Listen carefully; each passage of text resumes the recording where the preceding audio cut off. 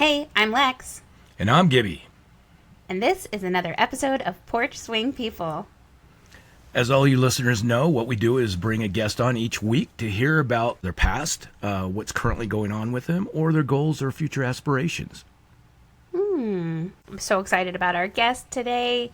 This is a guest that we've been wanting to have on for a while, but has been postponed a little bit, so I'm so glad that she's joining us today. But first, I've got a question for you, Gibby. All right, go.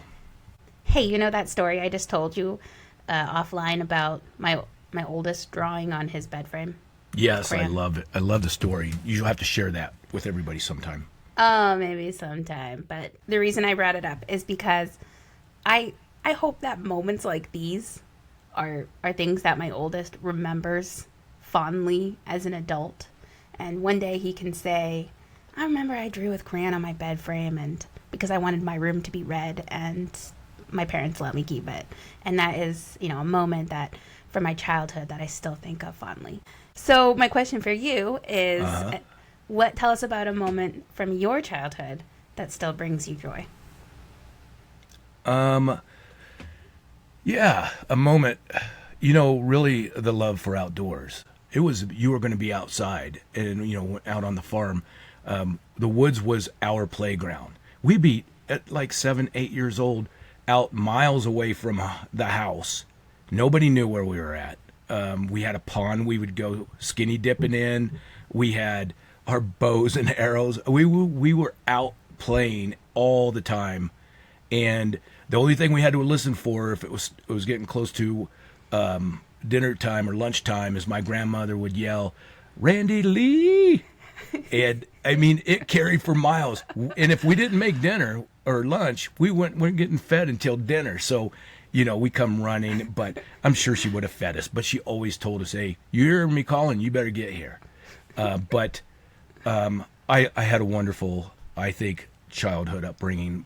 That their expectation was go out and have fun, get dirty, don't get too hurt, and when it's time Don't to get eat, too be back hurt.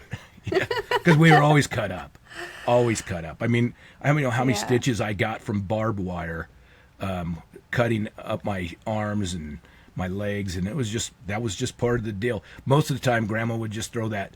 Back in the day, it was called mercurochrome. It was this red stuff that you put on. It stung, and then she would throw a Band-Aid on there. Clearly needed probably a couple stitches, but she would tighten it up, and then it healed up. It's just what we did.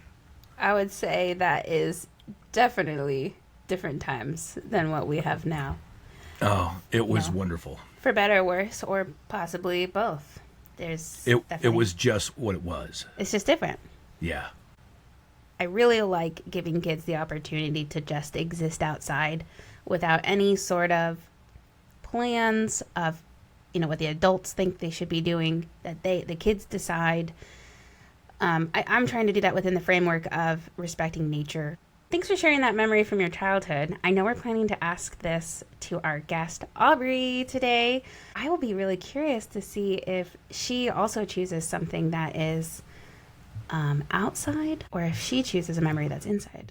Let's let Aubree in and see what she has to share with us today. Aubree! Hi. Thanks for joining us on the podcast. We never get it right. We try really hard to say our guest's name at the same time, and we cannot coordinate it well enough. But that one wasn't too bad. It was close. Hey, welcome, Aubree. Yeah, I'm so excited. We know you two are big celebrities in our car. We know you in person, but once you're coming out through our car speakers, especially to my 4-year-old, you're definitely celebrities. This is an exciting moment. He doesn't know I'm recording this right now. So. Yes, I was hoping it was going to be a right. surprise. Surprise. Well, thank you so much for joining us. We are happy to have you here, and we're excited to hear what you have to share with us. Starting with the best question. Tell us a little about yourself. Yeah, so I'm a mom, like I just said. I'm a wife. I'm a teacher. I live in the Pacific Northwest with my husband and 4-year-old son. We just recently moved into the city from a suburb, so that's been a fun adjustment for us. Yeah, and like I said, I'm a teacher, but right now I'm working on supporting teachers and administrators with all things assessment K-12. So that's been a fun challenge. But I've previously taught first grade and fifth grade and did some academic intervention. How's the transition from the burbs to the city? Is it to your liking? We love it out here. I mean, the transition part was rough. Moving with a child is not like it was before.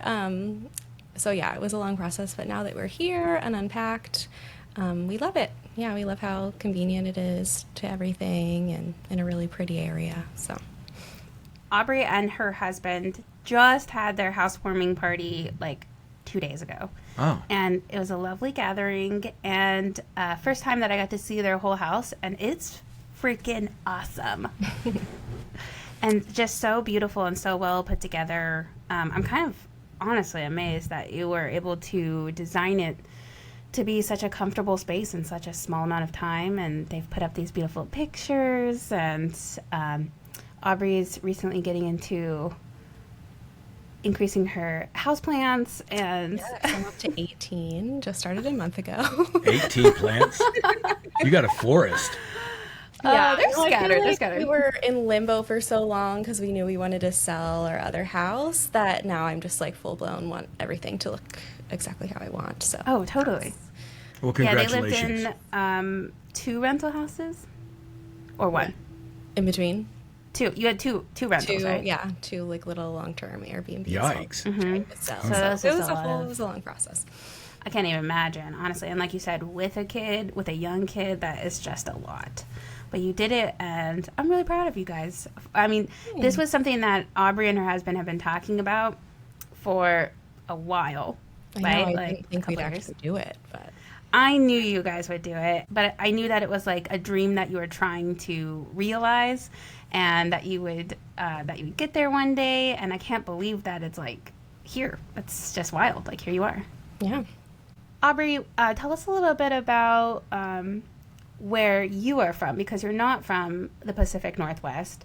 We want to hear a little bit about your childhood, and particularly tell us about a moment from your childhood that still brings you joy. Yeah, so I am from Pennsylvania. I'm from about an hour east of Pittsburgh. So kind of close to the Midwest, but in that like in between area. And mainly from a small town. It's so hard to think of just just one moment from childhood because there's so many. Yeah. I had such a great childhood. Usually, as I was thinking about it, what came back to mind, it always came back to something related to my grandparents. So whether it was walks in nature with my grandpa, he walked nonstop pretty much all day long, it seemed like. Wow. And that's something that I, still enjoy today and think about him as I'm doing it. Or we would always have tea in the mornings, tea with honey and cream. You couldn't forget the honey and cream with my grandparents on their back porch. And so anytime I have tea, I think about that and the happy memories there. So yeah, lots of fun moments. I think one that I'll always remember is one night my grandma and I was over at their house and we stayed up till like the middle of the night to watch a meteor shower. So we just like went out in the middle of the night, got our camping Yay. chairs out in their front yard and just sat there and watched it for about an hour. It was so pretty. And growing up, I am one of 4 siblings, so you don't have very many moments that you can look back on and it's just like you and Just you. the parent or you and the grandparents. So that one was a special memory, and every time I see like a shooting star or see another meteor shower sunset, I always think about that night. Wow, that's pretty magical. Speaking of magical, tell us about the most magical thing that you've ever experienced. Okay, so this might be cheating because I couldn't decide between 2, but both are the same place, so I'm counting it as one. Both were on Drummond Island, which is a small island off the Upper Peninsula of Michigan. It's where some of my husband's family's from, so we go there every summer. We're in the midst of packing for there right now. Yay! I think the first time I went up to the island, Brandon and I were just dating at the time, and I hadn't seen the stars in a remote place like Drummond Island before. So I think my Yeah. first time being like kind of, it's a remote place of the island even, in the forest near a lake. We found a clearing and saw the night sky for the first time, and it was just indescribable. I didn't know night skies could look like that in real life, like how well you could see the Milky Way when there's no light pollution. So that was cool. I would describe that one as a magical moment for sure. Absolutely. Yeah, and always enjoy as we go back. And the other one is also related to the island, but it is not as quiet and peaceful, is related to fireworks, which I want to preface this because I know kind of have a complicated relationship with fireworks. I know how anxious it makes animals. Our pup always got so anxious whenever fireworks went on, and fireworks can be harmful for the environment, but it is one of my most magical moments, so I will share about it. So my husband's family helps light off the fireworks for the township of Drummond Island every summer. And it's a really huge show for such a little island. So there's big professional fireworks. And a lot of his family members are there. It happens on the Drummond Island airport field is where the township sets them up. And the person that has been in charge of them is family. So it's kind of like an all hands on deck event, and a lot of people from the island come to watch them. So the first time I got to help light them off was another moment that was just hard to describe. You're under like this huge just canopy of color and explosions and getting to watch like a whole field full of mostly family or friends who just all love each other and are running around having the time of their lives with things exploding near them. And they just get to put on such a fabulous show for a place that is so dear to them and that they love.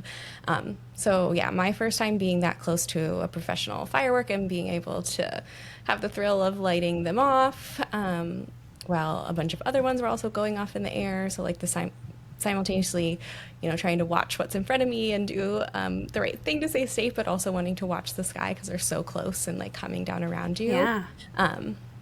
Was really cool. Sounds totally cool. How many people do you estimate are attending this? I've never actually been in the crowd portion. A lot of people try to come like park their cars. So I'm really bad at estimating people, but Yeah, it is the really crowd hard. always cheers after they sound loud. So I don't know. I'll have Oh, to that's ask so someone cool. this summer about like how many people are usually on the island, because some people are right there watching them, but you can, I'm sure, also see them. I think people like to go on boats and watch them from the water and stuff too. The only thing that I've always found a bummer is there's no way that you can capture the true beauty and the awe of fireworks with you're videoing them, and you set it up and you're like, hey, check out what we did, and they're like, yeah, that's cool. I know, watching it on video is never quite the same. Nope. But what you're describing is more than just fireworks. You're describing a community and family event that means a lot to you, and the camaraderie of working together. Like that is a lot of things that you're encompassing in one event that you get to experience every year. That's so cool. For sure, yeah, definitely a big team experience. It's a fun feeling at the end too. So you are traveling soon, heading back there, Yep. right? When you travel, I imagine that you bring some books with you, yeah? For sure. Tell us about a book that you are currently reading, or maybe one that you just finished. Yeah, so one that I just finished not too long ago is Remarkably Bright Creatures by Shelby Van Pelt. Have you heard of it? Have you read it? I haven't. No. Okay. Yeah, it's been one that's been on my list because they're making a Netflix movie out of it, so it's become pretty popular, and I've seen pictures of it everywhere. I'm on like Book Talk and all the book videos on Instagram. So Cool.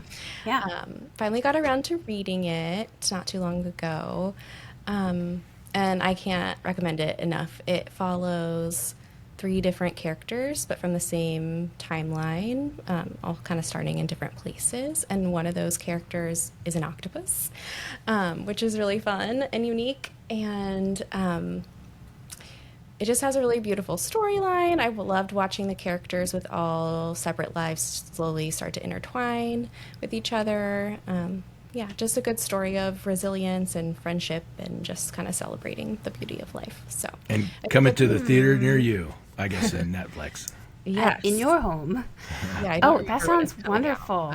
but it's a good read for any age, I would say, and any like type of any person that likes different genres. So, Oh, I love that. We're You could- definitely going to have to read that. Yeah, you couldn't put it down. yeah. But you had to because you're a mom and because you Right. work. I definitely put it down quite a bit. Like, when I read, I'm like half a page at a time. Like, yes, I got in another half page. So Yeah. I have read some nonfiction books about octopuses. One of them, I learned that it's actually the plural for octopus is actually octopuses and not octopi. But tell us something that you learned about octopuses in your book. Oh, well, I mean, this is fiction, so I don't want to be spreading rumors about octopus. I'm assuming the author did some extensive research. It was a talking octopus, so So they Oh, talk. this one, like, you, yeah, well, you just hear his inner monologue, so Yeah. it's just Oh. really, so really cool. smart octopus. As they are. I was going to say they're This super intelligent octopus- creatures. Yeah, his name was Marcellus in the book, and Marcellus loved to squeeze into super tight places so he could escape his tank.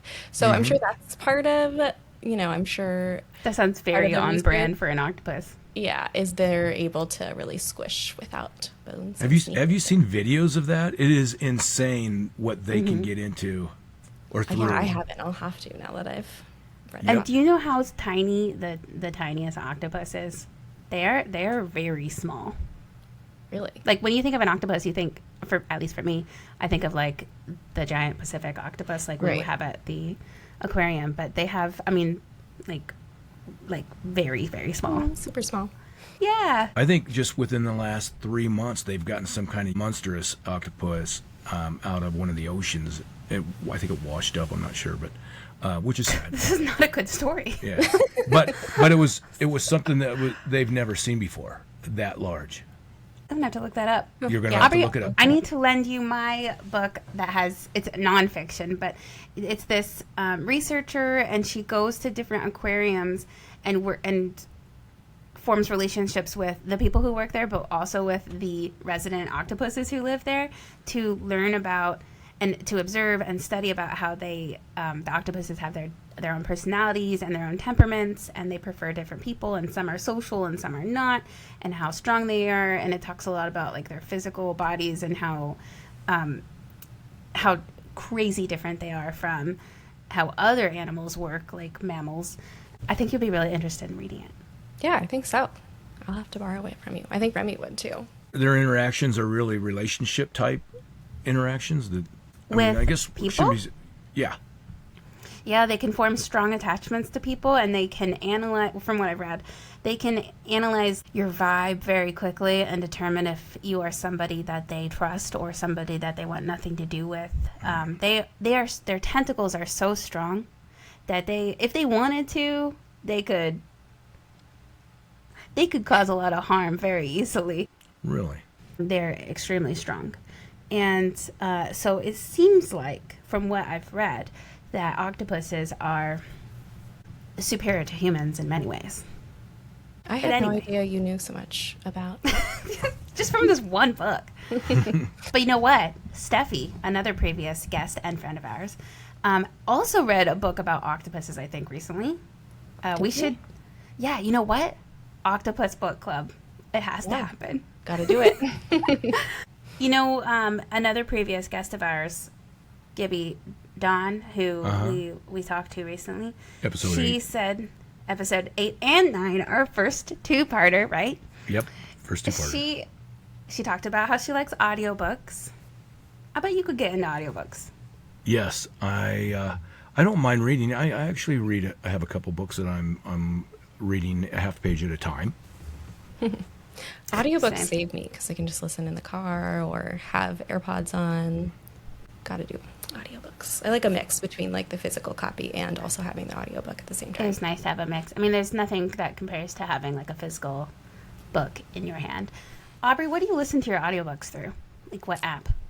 I use Libby, so through the public libraries. So you like put a hold on your books and then those Yes. you rent so you don't have to pay for them. Right. Yep.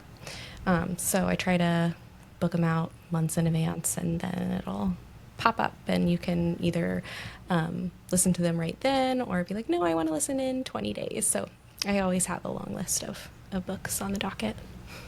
That's amazing. You're so cool. Yeah, it is cool. Hey, Aubree, so Lex, that listeners have heard me mention many times over how intentional she is, and I know that you are as well. Self-improvement or self-care. What is something that you're doing in that neighborhood? Yeah, so starting this school year, I've been able to walk every day during my lunch break, rain or shine, and sometimes even mornings too. We try to leave early to avoid a even longer commute. So sometimes if I'm there before contract time, I'll be able to walk as well. And it's great. It helps with movement. With this new role, I'm at a desk a bit more, so I need to get up and moving, and yeah, it helps clear my brain. I've been working on the goal of 1,000 hours outside by the end of 2025, which I wrote Lex into as well. And Yep. I think she's definitely beating me on hours right now, but that's I okay. was. Can I catch up this was. summer. I think I would imagine Aubrey's probably past me at this point. Well, how many hours right now? Let's pull up our hours right now. Yeah. No, we have it. Hold on. We have an let app. me- Yeah, we have an app. So let me pull it up. We were outside most of the day yesterday, so that helped. I am at I noticed. 489 hours and 10 minutes right now. Oh my gosh, I'm at Half- 493. Both of Yeah, you guys see, are I knew you'd be halfway. beating me. We're close though. I'm catching up. 4 hours. I am sure that on your trip the next couple of weeks you're going to pass me by We'll so just much. basically live outside. That's Yeah, amazing. so I feel okay about that because just in a couple days we'll be halfway through Yeah. the year, and we're almost halfway to 1,000. So we're doing good. Yeah. You're on track. Yes. Yeah. Good job. Are you two the only ones you've wrapped into this, or do you have others for your friend group? Steffi is doing it as well. I think we might have mentioned it in her episode. I can't remember. Yeah, I think so. But Aubree actually does this with her family. Yeah, well, this is my first year officially doing it, but my family does it every year, and they have no problem reaching their 1,000 Your hours. extended family. Yeah, my sister is big into it, and I think she roped in my other sister and mom. So they have done it other years and kind of know. Like this year, I am tracking pretty much everything on my phone, but they kind of know what they need to get to hit 1,000 by just like being consistent with their daily outside. So, yeah. Hey, while you're out there and you're thinking along, what is a dream or goal that you are currently working towards? I've always been very goal oriented. It's hard to remember a time since college that I wasn't working towards something professionally. So like my master's or my national boards for teaching, or most recently my principal certificate. And recently I've hit a point where I was so focused on always trying to get to the next thing or always achieving the next thing that I kind of forgot about like why I was doing it in the first place a little bit. And especially, watching my son grow up so quickly has definitely helped with this realization. So it's not to say I don't still have professional goals in the future, but I think right now my biggest goal is just to be more present at home, to not have a long to-do list on the weekends, to spend time actually having my own passions outside of work. Like recently I've gotten much more obsessed with Taylor Swift over the past couple years. Oh, really? Yeah, she wouldn't know. She doesn't hear me talk about it all the time. But that's been fun, being able to go back to my roots of being 14 and 15 when she was just starting. And Yeah. one of my favorites. Lex mentioned earlier that I've been getting into being a plant parent a little bit recently. So, And doing a really good job with it too. well, it's hard to kill them in a month, but check back. Next time I'm on the podcast, check back in a year. Sure. We hope they're still living. I feel like you are in the perfect setup for just that right now. You've put in so much work meeting these professional goals, and you've done amazingly with all of them. Then you also have your outside of work goals, like growing a family and moving to the city, and goals that you didn't even know about, like Hey, I have spending 1,000 hours outside. Yeah. just real quick. I want to ask this question: when you set a goal, what is the pathway for that goal? Ooh. I mean, some people Question. say, "Hey, man, if you write your goal down, you're halfway there." So what is it that you do? Oh, I love writing things down. I don't know that I'm halfway there when it's written down, but I will definitely say that all of my goals are written down in a bunch of different places. No, I Really? actually did find, I don't journal often, but I did find one that had like, a list of things that I wanted to achieve, and it was just fun to look back and see some of those things, and a lot of the things that I've done were on there. So I don't know That's the exact amazing. pathway forward. That was a good question, Gibby, That but is really cool. Finding your journal kind of leads into our last question, so I like it.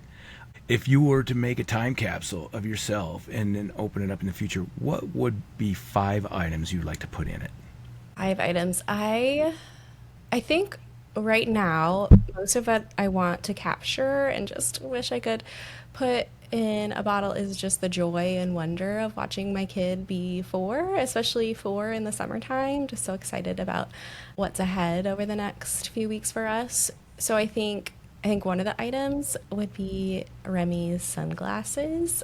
He just got a new pair, and I don't know, when I see him wearing them, it just reminds me of all the fun in the summer, and how everything can be an adventure, whether we're just walking down the road or doing something big like on a boat. It's just everything is fun and exciting for him. So his tiny sunglasses would be one. I would have to add like a rock or a seashell, something that I know would be in one of his pockets. Definitely not as many Yep. as what would be in Lex's home. Her boys love to fill their pockets. And I think we're slowly getting out of that phase a little bit, which, like, my washing machine is glad, but it is a little bit sad whenever he knows he can only, like, pick one thing or isn't Yeah. always looking. So yeah, always something from nature will end up in pockets, and that would be a fun memory. So that would be the second one. We just recently, as a family, made a little summer bucket list and each got to add things that we wanted to do and put like little check boxes next to how many times we wanted to do them. Like I think we picked 3 new parks that we haven't been to, things like that. Cool. So I'd want that summer bucket list in our little time capsule to remember all the How are you things guys doing on checking those off? we've got a good amount already. Sweet. Our ice cream one, we only had 2 check boxes next to our ice cream, and that one's already full. So we definitely need Yeah. to add more check boxes there. But yeah. So Aubrey, you owe us 2 more. Okay. I think my next one would be one of our protest signs from recently. I know That's a good that one. while the memories associated with why we're out there on the streets aren't currently warm and fuzzy, but I would want to remember that we used our voices and we stood up to things like corruption and racism and fascism. It is something that we've been able to do ourselves, but bring our little 4-year-old into. And he wrote a sign that says "Be kind," and he came and held it upside down at a Yeah, he little did. family protest. So that would be a good memory. And then maybe as my last one, I would pick one of my Taylor Swift shirts. I have a shirt that says Taylor's version on it, and for those of you who are not Swifties, you may or may not know that Taylor has been not able to own her masters for a long time, and that's been a big goal of hers. So our enemy, Scooter Braun, bought her masters when she didn't know, and so she started this whole process of re-recording all of her music and calling them Taylor's versions. Just recently, because of the success of the Eras tour, she was able to buy back all of her masters. So now she owns not only the Taylor's versions, but her originals as well. So I think the shirt would be a fun thing to throw in there and to just kind of commemorate that moment in time and find out she owned all of them, and also be able to just relive all the fun that the Taylor's versions brought as well, all the nonstop clowning and looking for Easter eggs about when certain albums were going to be re-released and things like that. Very cool. That is a great list. I think you should really make this. It would take me forever to start going out of 5. I don't know. I know it's hard to narrow come up down with just 5. Yeah. Anyway, Aubree, thanks for your time today. It's been really fun. Went by so fast. I can't believe it. I know. Thank you both for being brave and doing this. Not everyone will put themselves out there in this way, and I think we need more spaces where we can come and just focus on the positive. So there's a lot of podcasts you could listen to learn a little bit more about the negative out there. So I don't know that I've told you this, but listening to a podcast like this is perfect for me because I've always been, I'm sure, as you know, I've always been more of a listener. Like even as a child, I'd rather sit with a group of adults and just listen to them chat and not necessarily be like, interject here and there, but just be able to listen. So having a space in the car where I can just listen to people chat about normal everyday things has been really nice and has been a good break from my true crime and politics podcast. Hey, Aubree, I have one more question. Okay. I have one more question for you because we always ask this between ourselves. How do you think your podcast went? I don't know. I'll have to You wait don't know? and listen. I know, think honestly, went it goes by so okay. fast. Yeah. It's a mystery until. I was nervous, but I know you two would make it fun and comfortable. So it's nice to be able to check. Aw, that's so kind. For anyone who might be interested in joining us for a conversation on the porch, but might feel a little bit hesitant with, putting yourself out there in that way, I try really hard to create a product that is very positive and very kind and really features the best of our guests. Yep, and respectful of your story. Yeah. Anyone who has been thinking about it should definitely do it. It's a fun Yeah, experience. I love that. Aubree? Yes. Where do we go from here? I think that's our wrap up. Thanks, That's Aubree. our wrap up. Thanks for your time. Yeah, Thanks so appreciate much, it Aubree. Enjoy your trip. Thanks. Yep, travel safe. Thanks. Yeah. Bye. Bye. Hey, that was so kind of Aubree to join us, especially in a busy Sunday. Everybody's doing their things, but she was fun. Yeah, I mean, she's packing for a trip to leave tomorrow morning for a couple of weeks and took the time to hang out with us. I really appreciate that. I hope she sends a picture of all of her plants. Oh, I don't know what you're picturing. They're scattered throughout the whole place. Yeah, but 17 or 18. 18, soon probably be 25. I guess maybe she could do a collage. Ooh, a collage. I think she should definitely send us a picture or video of the annual fireworks display that she told us about. Yeah, specifically with her lighting them off or in the vicinity of that. I think that's cool. Yeah, that'd be cool. I could really tell that Aubree put a lot of time and effort into coming up with some really great answers. I mean, they were flawless, Here's a question. She's just comes off with this great answer that I'm like, that's the best answer for that. Great job. Out of the 5 things that Aubree came up with for her time capsule, what did you think was the coolest or the most random or something that stood out? I think because of your kids, children, grandsons, the rock or shells, I think this is really cool. Lex and her crew have a rock garden, and it is big. Or it could be big because they have a ton of rocks. Just the other day, the oldest one, he was walking. Lex was like, "What do you have in your pocket?" "I have some rocks." "How many do you have?" Well, let's see. And he was 1, 2. It got to 10. He had 10 rocks in there, and he was just dropping them on the floor. And they're like, "Well, we got to pick them back up." And he put them back in his pocket. It was funny.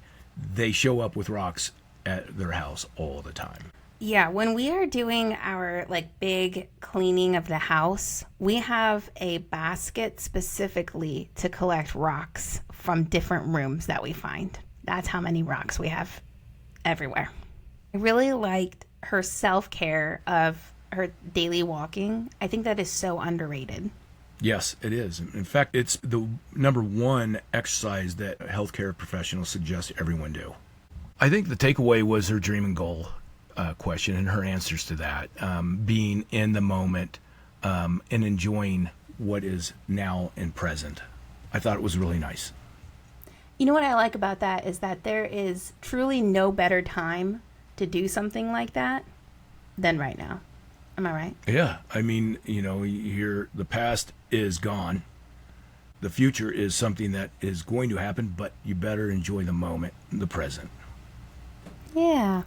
Well, thank you, Aubree, for all of the wisdom that you shared with us today. Yeah, she was lovely. Well, we're wrapping up our episode of Porch Swing People. It's been so fun. Thanks for everyone who's been able to tune in, even if it's just one episode here or there, or people who've listened to 5 minutes of a podcast episode, or people who've listened to every episode. We really appreciate you all. It has been a great hobby. I hope we continue to do it. Porch Swing People, out. Porch Swing People is recorded and produced by Lex and Gibby. Opening music was written and produced by Michael Gibson. Porch Swing People is a podcast featuring everyday people. If interested in being a guest, email us at porchswingpeeps@gmail.com.